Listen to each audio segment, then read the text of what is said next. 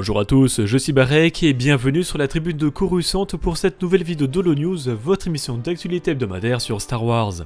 Lors des 2 dernières semaines, Jess Mangold a reparlé de son film sur les origines des Jedi, le nouvel acteur de Baylan Skoll aurait été trouvé, Hunters sur PC a été repoussé, de nouveaux invités au Japon ont été annoncés et des extraits du beau livre d'Outlaws ont été révélés.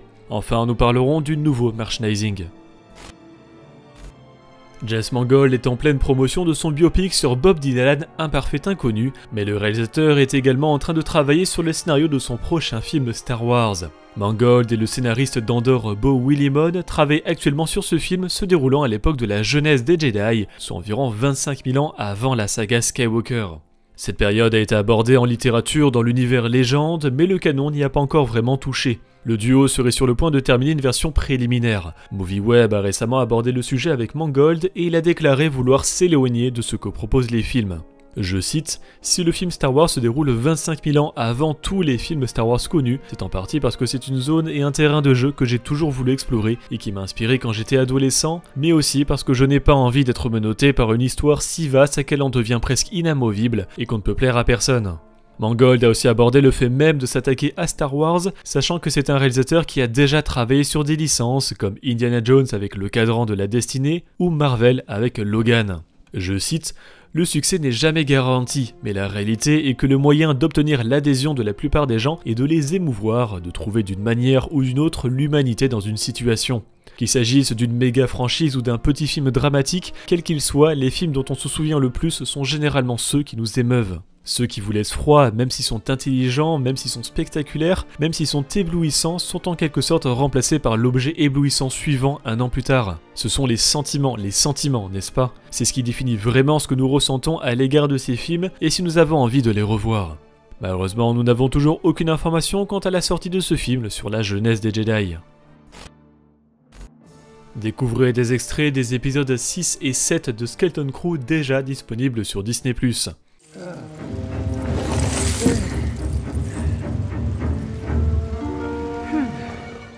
Find out whatever mechanism allows this ship to pass unharmed. Rip it out and install it in the frigate. Aye, Captain. Mais retrouvez aussi les affiches des épisodes 5 et 6, sachant que le dernier épisode, le 8e, sortira demain sur Disney+. La série The Acolyte a été nominée au NAACP Image Awards de la National Association for the Advance of Colored People, une cérémonie qui honore chaque année les meilleurs films, musiques, livres et séries de la communauté afro-américaine. Ici, The Acolyte a été nominé pour le prix de la meilleure bande originale. Le tournage de la 2e saison d'Ahsoka s'apprête à débuter en avril au Royaume-Uni et son casting nous est de plus en plus dévoilé.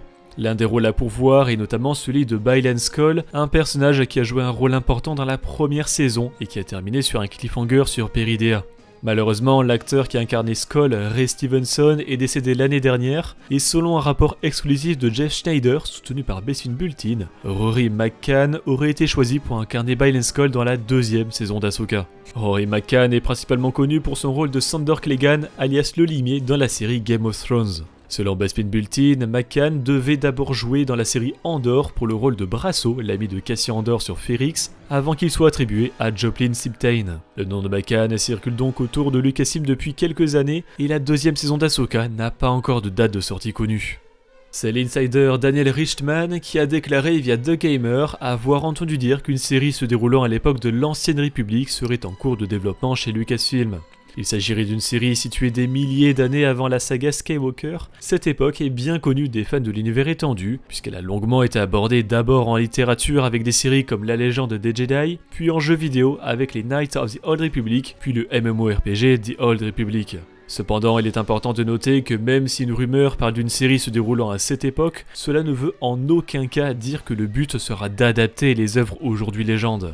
Peut-être aurons-nous plus de précisions sur ce potentiel projet à la Star Wars Celebration en avril prochain, et en tout cas pour rappel, Saber Interactive est toujours en train de développer le remake du premier Knights of the Old Republic. Découvrez le dernier trailer d'épisode 1 Jedi Power Battles qui présente l'arrivée de Jar Jar Binks dans le jeu d'action au sabre laser en tant que nouveau personnage jouable. Épisode 1 Jedi Power Battles est un jeu vidéo sorti en 2000 qui aura droit à une version remasterisée le 23 janvier sur PlayStation 5, PlayStation 4, Xbox Series XS, Xbox One, Nintendo Switch et PC.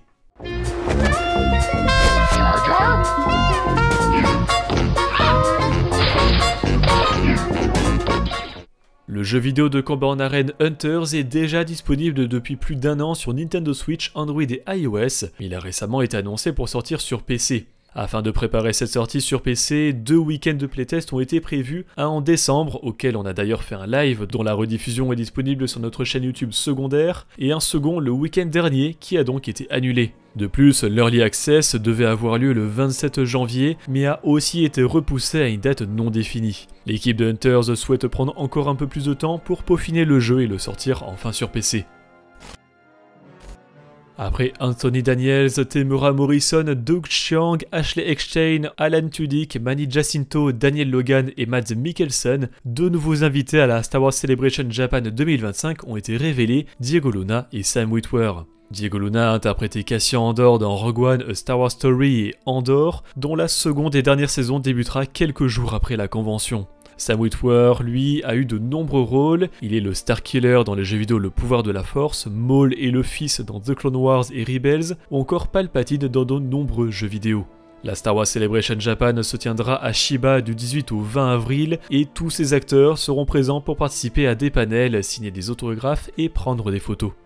Les héritiers de la Force ont annoncé un nouvel invité pour leur convention Génération Star Wars et Science-Fiction. Il s'agit d'Andy Secombe qui interprète le Toydarien Watto dans La Menace Fantôme et l'Attaque des Clones. Andy Secombe a également doublé un autre Toydarien, Kelo, dans le jeu vidéo Knights of the Old Republic 2 The Sith Lords. La Gen Star Wars se tiendra les 26 et 27 avril à QC et l'équipe de la Tribune de Coruscant sera présente sur place.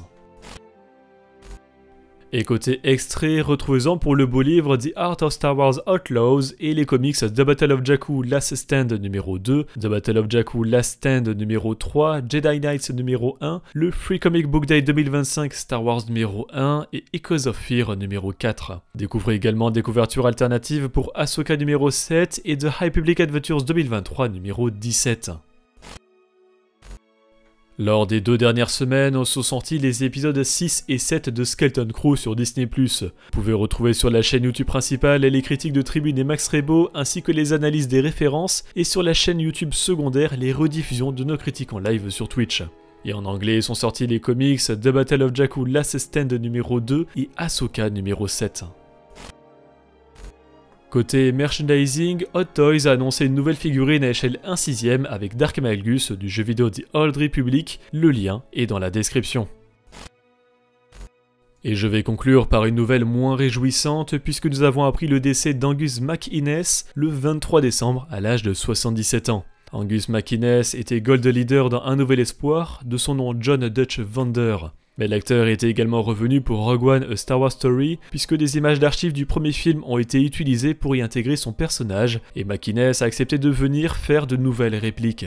Angus MacInnes était également connu pour ses rôles dans les films Atlantic City, Witness, Judge Dredd, Hellboy ou encore Captain Phillips, et dans les séries Cosmos 1999 et Vikings. Toutes nos pensées vont à ses proches.